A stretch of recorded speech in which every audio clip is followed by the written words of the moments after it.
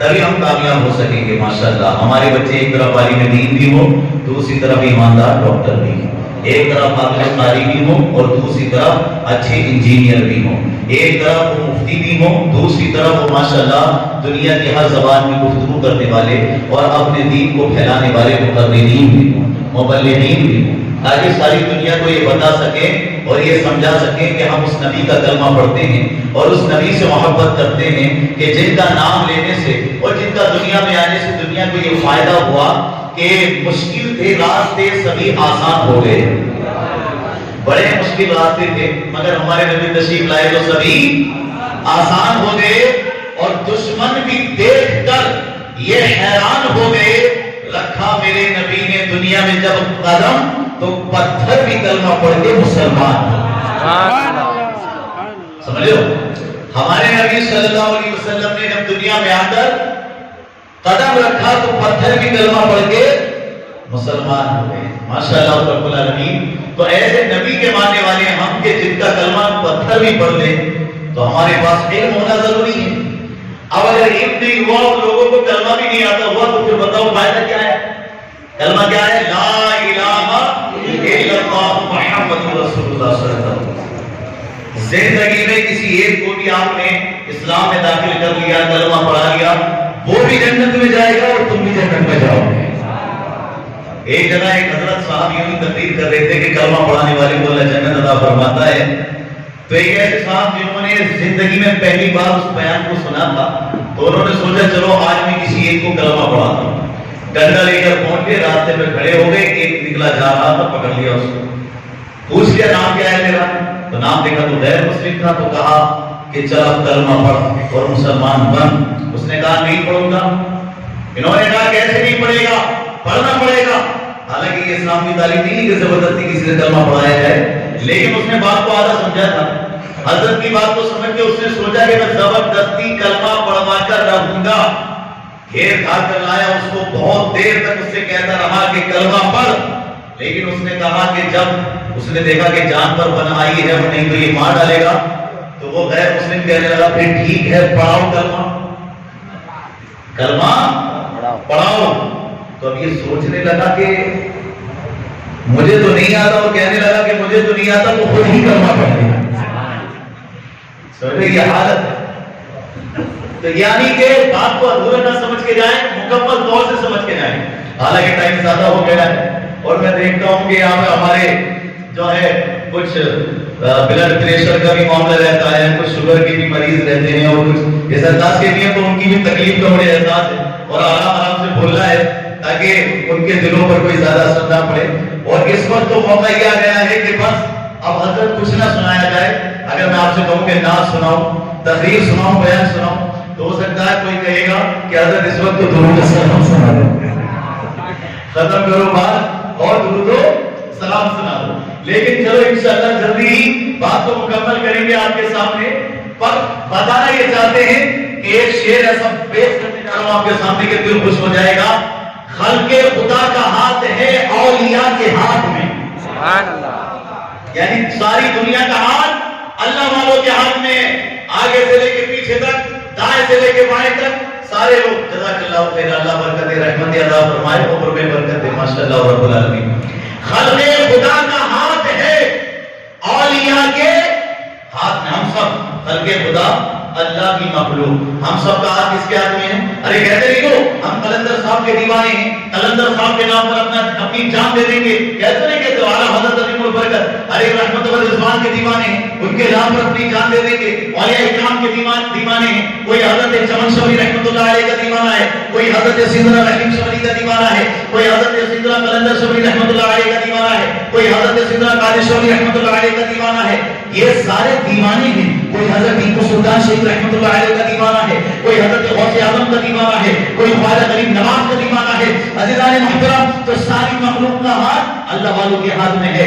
شعر سننا اور توجہ سے سننا، آگے سے لے کے پیچھے تک، دائیں سے لے کے بائیں تک، اور باہر میں جہاں جہاں آواز آ رہی ہے سارے لوگ سنو. گفتگو کم ہوگی لیکن انشاءاللہ پوائنٹ ٹو پوائنٹ بات ہوگی تاکہ آپ کا وقت خراب نہ ہو، جاگتے رہو. کہاں خلق خدا کا ہاتھ ہے اولیاء کے ہاتھ میں، اور اولیاء کا ہاتھ ہے غوث الورا کے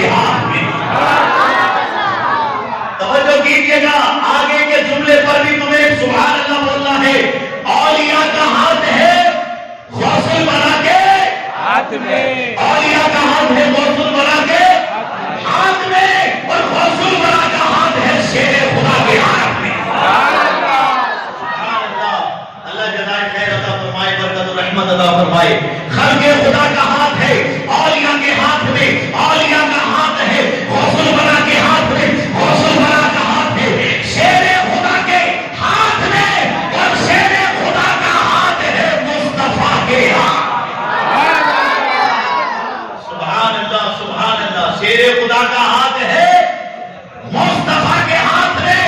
اور آگے والے جملے میں تو وہ بھی بولے گا اور وہ بھی بچے گا جو ابھی تک نہیں بولا ہے.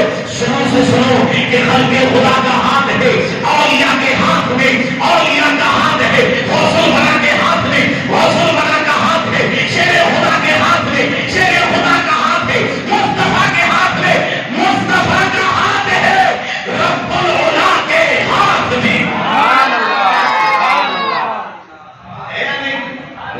سبحان اللہ.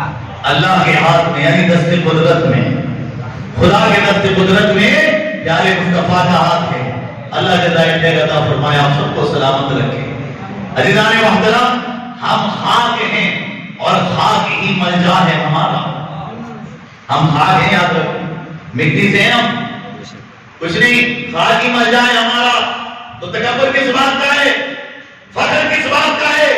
ہم خاک ہیں اور خاک ہی ملجا ہے ہمارا. لیکن ہمیں فخر اس بات کا ہے کہ خاکی تو وہ آدم جد اعلیٰ ہے ہمارا. حضرت آدم علیہ السلام بھی تو الحمدللہ وہ خاک سے ہیں، یعنی مٹی سے پیدا ہے. اور آگے اور بھی زیادہ ہمیں فخر ہوتا ہے اس بات پر. آگے کی جو بات آ رہی ہے سنو، یہ اعلیٰ حضرت کی نام کے اشعار ہیں. خاکی تو وہ آدم جد اعلیٰ ہے ہمارا. اللہ ہمیں خاک کرے اپنی طلب میں، یا اللہ ہم مٹ جائیں، مٹا دے اپنی ہستی کو. اگر کچھ مرتبہ چاہے کہ دانا خاک میں مل کر بڑے گلزار ہوتا ہے، سمجھ لو، مٹا دو اپنی ہستی کو. اگر کچھ مرتبہ چاہے تو دانا خاک میں مل کر بلے گلزار ہوتا ہے. ابھی نام کی تمنا نہ کرو، انشاءاللہ کام کرو دین کا، کام کرو اللہ کی رضا کا، کام کرو مصطفیٰ کی رضا کا. جب اللہ کے رسول کی محبت میں بیٹھو گے، اللہ کے رسول کی محبت میں آؤ گے تو انشاءاللہ صرف مفتی محمد فہیم الدین نادری ہی نہیں بلکہ دنیا کی زبانوں پر تمہارا ترانہ ہوگا. سمجھے مولانا جاوید صاحب آپ کی تعریف نہیں کریں گے، دین کا کام کرو تو اللہ رب العالمین تمہارا نام زبانوں پہ جاری فرما دے. اعلیٰ حضرت نے کہا تھا نا اس کو کہ بے نشانوں کا نشان مٹتا نہیں، مٹتے مٹتے نام ہو ہی جائے گا، لطف ان کا عام ہو ہی جائے گا، شاد ہر ناکام ہو ہی جائے گا. سائلو دامن نبی کا تھام لو، کچھ نہ کچھ انعام ہو ہی جائے گا. بے نشانوں کا نشان مٹتا نہیں، مٹتے مٹتے نام ہو ہی جائے گا. ہمارے بہت زیادہ نے نہیں کہا تھا مریدوں سے کہ میرا نام لینا، ہمارے خواجہ غریب نواز نے نہیں کہا تھا کہ میرا نام لینا، لیکن آج ساری دنیا ان کا نام لے رہی ہے. امام اعظم ابو حنیفہ نے نہیں کہا تھا کہ میرا نام لینا، لیکن آج ساری دنیا میں سب سے زیادہ فالوور اگر موجود ہیں تو وہ امام اعظم ابو حنیفہ کی تقلید کرنے والوں ہیں. تو خاکی تو وہ خاکی تو وہ آدم جد اعلیٰ ہے ہمارا. اللہ ہمیں خاک کرے اپنی طلب میں. ارے یہ خاک تو سرکار سے تنگا ہے ہمارا. اور آگے کہا جس خاک پہ رکھتے تھے قدم سید عالم، سبحان اللہ، جس مٹی پہ رکھتے تھے قدم سید عالم، اس خاک پہ قربان دل شیدا ہے ہمارا. یعنی ہمارا دل اس خاک پہ قربان ہے. اور آگے کہا کہ سنو، اس نے لقب خم ہو گئی پشت فرق اس دانے زمین سے. آسمان جو کہہ رہا تھا نا، آسمان کہہ رہا تھا کہ اے زمین تجھ میں کچھ بھی نہیں ہے. آسمان کہہ رہا تھا زمین سے تو تجھ میں کچھ نہیں ہے، تو کیا اپنے آپ پر فخر کرتی ہے؟ آسمان نے کہا مجھ میں بہت کچھ ہے. تو زمین نے پھر اس کو تانا دیا آسمان کو، کہا کہ خم ہو گئی پشت فرق اس دانے زمین سے. سن، زمین آگے نکال کے کہتی ہے آسمان سے، کیا کہتی ہے؟ سن، ہم پہ مدینہ ہے، یہ رتبہ ہے ہمارا. سن، ہم پہ مدینہ ہے، یہ رتبہ ہے ہمارا. اس نے لقب خاک شہنشاہ سے پایا جو حیدر کرار کے مولا ہے ہمارا، اور ہے خاک سے تعمیر مزار شہ کونین، معمور اس خاک سے قبلہ ہے ہمارا. پیارے آقا کا مزار بھی اسی خاک سے بنا، خانہ کعبہ بھی اسی خاک سے بنا. ارے ہم خاک اڑائیں گے جو وہ خاک نہ پائی، آباد رضا جس پہ مدینہ ہے ہمارا. تو مدینے کی خاک، مدینے کے خطے کو رکھے غریبوں فقیروں کے ٹھہرانے والے چمک تجھ سے پاتے ہیں سب پانے والے میرا دل بھی چمکا دے چمکانے والے. ماشاءاللہ اس کے رسول پر یہ گفتگو آپ کے سامنے ہو رہی تھی اور میں یہ چاہتا تھا کہ اور بھی بہت سی باتیں آپ کے سامنے پیش کی جائیں, لیکن عزیزان محترم اصحاب فیل کے واقعے کے بارے میں کل آپ سے کہا گیا تھا کہ اصحاب فیل کا واقعہ آپ کے سامنے انشاءاللہ بیان کیا جائے گا, لیکن یہ بھی کہا گیا تھا کہ ہم اپنے نبی کریم صلی اللہ علیہ وسلم کی چند حدیثیں بھی آپ کے سامنے پیش کریں گے. تو ابھی کل کتنی حدیثیں ہو گئی تھی؟ 10 پر 6 حدیثیں 16 حدیثیں. تو انشاءاللہ اصحاب فیل کا واقعہ ایسا کرتے ہیں کہ کل بیان کر دیتے ہیں اور 16 پہ 4 اگر ہم حدیثیں رکھ لیں گے تو انشاءاللہ پوری کتنی ہو جائیں گی؟ تو 6-7 منٹ میں پیش کر دی جائیں 4 حدیثیں. درود پاک اللہم صلی علی سیدنا و مولانا محمد مبارک وسلم. ماشاءاللہ سبھی خوش ہو رہے ہیں, سبھی کے چہروں پہ مسکراہٹ ہے اور الحمدللہ ہمارے سارے لوگ اس بات سے خوش ہیں, بڑے ہوں یا چھوٹے ہوں, عزیزان محترم کے نبی کی حدیثیں سنا دی جائیں اور میں کوشش کروں گا کہ 6 سے 7 منٹ میں وہ 4 حدیثیں آپ کے سامنے میں پیش کر دوں. یہ پیش کرنے جا رہا ہوں آپ کے سامنے مشکاۃ شریف کی حدیث. بولو سبحان اللہ. 10 پر 17 حدیثیں آپ کے سامنے میں پیش کرنے جا رہا ہوں کہ حضرت ربیعہ پیارے آقا صلی اللہ علیہ وسلم کو وضو کراتے تھے. وضو کرا کے آپ نے کیا کیا کہ وضو کراتے تھے حضرت ربیعہ پیارے آقا صلی اللہ علیہ وسلم کو, اور جو بھی اللہ کے نبی کو ضرورت پیش ہوتی حضرت ربیعہ اس کو پورا کرتے تھے. ایک مرتبہ اللہ کے نبی نے کیا فرمایا, سل اے ربیعہ تو اتنی خدمت کرتا ہے, مانگ کیا مانگتا ہے. اللہ کے نبی کیا فرما رہے, مانگ کیا مانگتا ہے, کیونکہ رحمت کا ہے دروازہ کھلا, مانگ رے مانگ, مایوس کیوں تکتا ہے کھڑا, مانگ رے مانگ. سرکار کا دربار ہے, درے شاہ تو نہیں ہے, جو مانگ لیا اور بھی کچھ مانگ. بادشاہ بھی ٹھکرا دیتے ہیں بار بار, کہتے ہیں روز روز آ جاتا ہے, جا تو صحیح یہاں سے. بڑے بڑے بادشاہ بھی کہتے تھے نا چل جا, لیکن یہ سرکار کا در ہے, بادشاہوں کا در نہیں ہے. بادشاہ ٹھکراتے ہوں گے مگر ہمارے نبی نے کسی کو نہیں ٹھکرایا. حاتم طائی کا بیٹا بولا نا, ہمارے نبی کے نواسے سے سید سے بولا. ماشاءاللہ یہاں سید علی رسول بھی موجود ہیں الحمدللہ. تو کسی سید سے بولا, حاتم طائی کا پوتا کہنے لگا میرے باپ کے 4 دروازے تھے, کوئی بلکہ 70 دروازے گئے اس میں, کہ 70 دروازے تھے, جو جس دروازے سے آتا تھا میرا باپ حاتم طائی اسے دیتا تھا, یعنی دادا حاتم طائی اس کو بانٹ دیا کرتا تھا. 70 دروازے سے بھی آتا تھا تو بھی دے دیا کرتا تھا. یہ میرے دادا حاتم طائی کا کمال تھا. تو ماشاءاللہ میرے نبی کے نواسے نے کیا فرمایا, تیرے دادا حاتم طائی کا یہ کمال کہ 70 دروازوں سے آنے والے کو بھیک ملے, چاہے بھلے ہی کوئی 70 دروازوں سے آئے پھر بھی اسے بھیک ملے. تو یہ تیرے دادا کا کمال نہیں, ارے کمال تو میرے نانا مصطفیٰ کا ہے.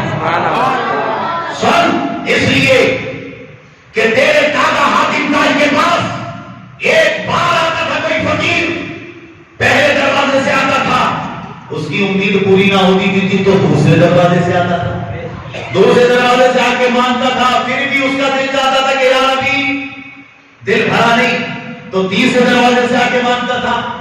تیسرے دروازے سے آنے کے بعد بھی اس کو مل تو جاتا تھا مگر اس کی دل کی تمنا پوری نہیں ہوتی. 70 دروازوں سے آتا تھا مگر دل کی تمنا پوری نہیں ہوتی تھی. تیرے دادا کے 70 دروازے ختم ہو جاتے تھے مگر مانگنے والے کے دل کی امید پوری نہیں ہوتی تھی. مگر میرے نانا کے 70 دروازے نہیں تھے, صرف ایک ہی دروازہ تھا, مگر تو ایک بار بھی آ جاتا تھا میرے نانا اسے اتنا فرما دیتے تھے کہ قیامت تک دوبارہ مانگنے کی ضرورت ہی نہیں پڑتی. قیامت تک دوبارہ مانگنے کی ضرورت, سرکار کا دربار ہے, درے شاہ تو نہیں ہے, جو مانگ لیا اور بھی کچھ مانگ, مایوس کیوں تکتا ہے کھڑا, مانگ رے مانگ, سرکار کا دربار ہے, مانگ رے مانگ. عزیزان محترم, اللہ کے نبی کیا فرماتے ہیں, سل مانگ. تو حضرت ربیعہ کرتے ہیں یا رسول اللہ صلی اللہ علیہ وسلم, حضرت ربیعہ نے یہ نہیں کہا تم سے مانگوں گا, میں تو اللہ سے مانگوں گا. آج تو دیوبندی وہابی اہل حدیث غیر مقلد قسم کے لوگ یہی تو کہتے ہیں کون دیتا ہے؟ اللہ سے مانگو، صرف اللہ سے مانگو، صرف اللہ سے مانگو۔ تو میں نے کہا صرف اللہ سے مانگو تو صبح میں ناشتہ بیوی سے کیوں مانگتا ہے؟ شام تک مزدوری کر کے مالک سے پیسہ کیوں مانگتا ہے؟ بول تو عزیزان محترم یہ ساری باتیں پھر ان کی جو ہے نا پھر کہتے ہیں نہیں نہیں وہ بات ایسی ہے وہ بات ایسی ہے۔ میں نے کہا بات ایسی ہے کہ خدا جب دین لیتا ہے تو عقلیں چھین لیتا ہے، تیرے نصیب میں نہیں ہے اچھی باتوں کو سننا اور ان کو ایکسپٹ کرنا، سمجھے؟ بار بار بس یہی بات، یہ جھنڈے کہاں سے لکھے ہیں، یہ میلاد منانا کہاں لکھا ہے، یہ گیارہویں کرنا کہاں لکھا ہے، یہ 12ویں کرنا کہاں لکھا ہے، یہ کھجرا منانا کہاں لکھا ہے، یہ میلاد منانا کہاں لکھا ہے۔ میں نے کہا یہ تو سنیوں کی قسمت میں لکھا ہے، تمہاری قسمت ہے، تیری قسمت میں لکھا، ہم سنیوں کی قسمت میں لکھا ہے۔ اور اگر محبت سے دیکھا تو دیکھے گا تو قرآن میں بھی لکھا ہے، حدیث میں بھی لکھا ہے۔ دیر تو صحیح پہلے آگے کھولتے ہی نہیں۔ عزیزان محترم تو آپ غور کرو، میں نے آگے کھول کے دیکھا جب تبھی تو سمجھ میں آئے گا۔ اس لیے عزیزان محترم ایک مولوی تھا ایسی بڑی تقریر کی، بڑی لمبی تقریر کی، یہ بھی اللہ سے مانگو، یہ بھی اللہ سے مانگو، وہ بھی اللہ سے مانگو۔ عزیزان محترم جب پوری تقریر کر چکا کہ اللہ ہی دیتا ہے، اللہ ہی سے مانگو، اللہ ہی سے مانگو، اللہ ہی سے مانگو، تو جب تقریر ختم ہوئی، کھانا وانا کھا لیا اور نذرانے کا نمبر آیا تو وہ جو وہاں کا متولی تھا، صدر تھا، اس نے کہا کہ حضرت آپ نے بھی بڑی تقریر میں ہمیں سمجھایا ہے کہ صرف اللہ سے مانگو، اللہ سے مانگو، اللہ سے مانگو، تو اب جو نذرانہ آپ مانگنے کے لیے یہاں پر آئے ہو تو ہم نے تمہیں بلا دیا، کھانا کھلا دیا، سب کچھ کر دیا، اب نذرانہ خدا سے مانگ، ادھر کیوں مانگ رہا ہے؟ اللہ اکبر۔ فی الحال وہابی تو کہتا ہے وہ سمجھتا نہیں، جو وہابی ہوگا وہ عزیزان محترم مومن نہیں ہو سکتا، اور جو مومن ہوگا وہ وہابی نہیں ہو سکتا۔ یہاں تک کہ کسی نے کہا کہ اگر عقل والا ہے تو وہابی نہیں، اور وہابی ہے تو عقل نہیں۔ خدا جب دین لیتا ہے تو عقلیں چھین لیتا ہے۔ دیکھو یہاں پہ مشکاۃ شریف باب السجود وفضلہ، ابھی ایک حدیث بیان کر رہا ہوں، ٹائم ہو گیا، اس حدیث کے بعد انشاءاللہ درود و سلام ہوگا۔ 3 حدیث اور بھی بات بیان کریں گے، کیوں بھائی رات اپنی ہے، بات اپنی ہے، ٹھیک ہے نا؟ 4 کی بات کی تھی نا آپ سے، انشاءاللہ وہ آگے اور بیان کریں گے 3 حدیثیں، بلکہ 3 کیا 3 لاکھ حدیثیں بیان کریں گے، سبحان اللہ ہے نا؟ اصحاب فیل کا واقعہ ابھی اس بات کو مکمل کر لیں اور بات کو ختم کر لیں۔ عزیزان محترم کیونکہ میرا دل یہ چاہتا ہے کہ میری تقریر کسی پہ بوجھ نہ پڑے، جو بھی سنے محبت سے سنے، اللہ کے نبی نے بھی یہی فرمایا ہے، ٹھیک ہے؟ تو عرض کیا یا رسول اللہ صلی اللہ علیہ وسلم، اب یہ صحابی رسول یہ نہیں کہا کہ تم سے جو مانگوں گا اللہ سے مانگوں گا، ان کا عقیدہ تھا لا برب العرش، جس کو جو ملا ان سے ملا، بڑھتی ہے کونین میں نعمت رسول اللہ کی، تجھ سے اور جنت سے کیا مطلب، وہاں بھی دور ہو، ہم رسول اللہ کے، جنت رسول اللہ۔ پیارے آقا فرماتے ہیں ربیہ وضو کراتے ہو، میری حاجت کی چیز لا کے دیتے ہو، میری خدمت کرتے ہو، میرے پاس رہتے ہو، سال مانگو کیا مانگتے ہو؟ آواز کرتے یا رسول اللہ اسألک مرافقتک فی الجنہ، سبحان اللہ۔ آج میں رسول نے کیا کہا، صحابی رسول نے کیا کہا، یا رسول اللہ دنیا کی دولت نہیں چاہیے، زمین جائیداد نہیں چاہیے، مکان دکان نہیں چاہیے، کھیت کھلیان نہیں چاہیے، جنت میں آپ کا ساتھ چاہیے، جنت بھی چاہیے اور مالک جنت بھی چاہیے۔ اللہ کے نبی نے فرمایا اے ربیعہ ہم نے تیری تمنا کو پورا کر دیا، اور بھی کچھ مانگنا ہے تو مانگ لے۔ دیکھو اسی بات میں اللہ کے نبی فرمائے او غیر ذالک، اور بھی کچھ مانگنا ہے، جنت کے ساتھ، ابھی دنیا میں ساتھ ہو جنت میں بھی ساتھ ہو، اور بھی کچھ مانگنا ہے، مانگنا ہے مانگ لو، سبحان اللہ۔ عزیزان محترم تو انہوں نے عرض کیا یا رسول اللہ صلی اللہ علیہ وسلم اب کچھ نہیں مانگنا، سب تو مل گیا، ارے جنت میں نبی کا ساتھ مل گیا، اس سے بڑھ کر کون سی بات ہوگی؟ بس کہتے ہیں یا رسول اللہ اب کچھ نہیں مانگنا، تو پیارے مطلب اب کچھ نہیں مانگنا یا رسول اللہ صلی اللہ علیہ وسلم، جو مانگنا تھا وہ مانگ لیا۔ پیارے آقا نے فرمایا فاعنی علی نفسک بکثرۃ السجود، تو اب ایسا ہے جنت بھی تمہیں مل گئی اور میرا ساتھ بھی تمہیں مل گیا، اب اللہ کی زیادہ سے زیادہ عبادت کرو، سجدے کرو، اور اپنے نفس کو اسلام میں لگاؤ کہ تم اللہ کی عبادت میں زیادہ لگ جاؤ۔ اللہ جزائے خیر عطا فرمائے۔ یہاں سے کیا پتہ چلتا ہے ہمیں کہ ہمیں जन्नत माशाल्लाह जरूर मिलेगी। पर इस हदीस से ये भी साबित हो रहा है कि साथ साथ हम इबादत भी करें, क्योंकि नमाज हमारे आका की आंखों की ठंडक है। तो इंशाल्लाह नमाज में आया करें, अल्लाह जज़ाए खैर अता फरमाए। नमाज अदा किया करें, सबको अल्लाह सलामत रखे माशाल्लाह। अपने साथ अपने घर वालों को भी समझाएं, क्योंकि अल्लाह के नबी क्या फरमा रहे हैं, जन्नत तो तुम्हें दे दी, पर अब क्या करना है कि तुम्हें नमाज अदा करनी है, और ज्यादा कसरत सुजूद यानी ज्यादा नवाफिल भी और फराइज भी सबको ज्यादा से ज्यादा करना है। तो माशाल्लाह नबी के गुलाम हैं, इंशाल्लाह जन्नत मिलेगी, जरूर मिलेगी। और जन्नत तो सुन्नियों की है ना, अल्हम्दुलिल्लाह। जो ईमान वाले हैं वही तो जाएंगे जन्नत में, जो नबी के गुलाम हैं। आगे और भी हदीसें आ रही हैं, इंशाल्लाह वो आगे पेश की जाएंगी। आज 10 पर 7 हदीसें हो चुकी। मौला तबारक व तआला हदीसों को याद रखने और दूसरे भाइयों तक पहुंचाने, समझने और समझाने की तौफीक अता फरमाए। अस्सलामु अलैकुम व रहमतुल्लाहि व बरकातहू।